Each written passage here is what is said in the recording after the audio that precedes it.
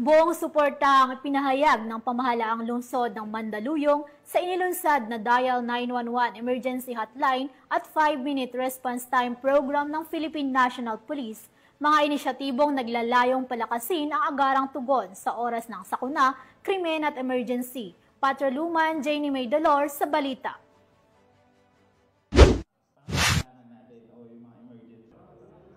Matagumpay na isinagawa ng Mandaluyong City Police Station ang isang informative drive ukol sa tamang paggamit ng Hotline 911 para sa mga emergency calls bilang suporta sa 5 minutes response time program ng Philippine National Police. Isinagawa ang nasabing aktibidad sa International Bible Church, Barangay Plainview, Mandaluyong City, na lubos na sinuportahan ng pamahalaang lungsod ng Mandaluyong City.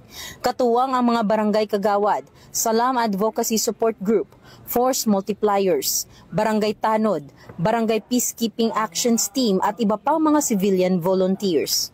Nagpapasalamat ako sa kapulisan na lalong-lalo na sa bagong Chief PNP na kanyang ipinatupad yung 911. Napakabilis, lalo na sa bagong PP natin ng Mandaluyong. Talagang pinatutupad niya yung tamang responde para sa taong bayan ng Mandaluyong.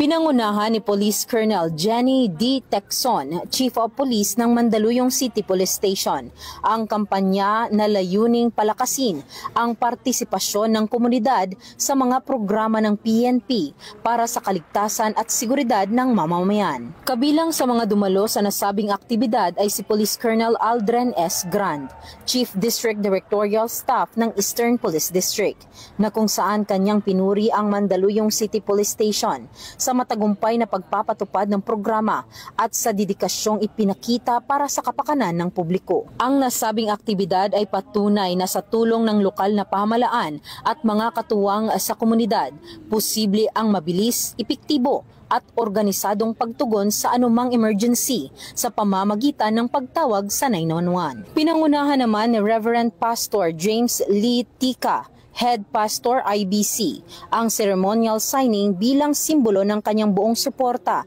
sa nasabing kampanya. Kasama si Honorable Darwin A. Fernandez, ABC President.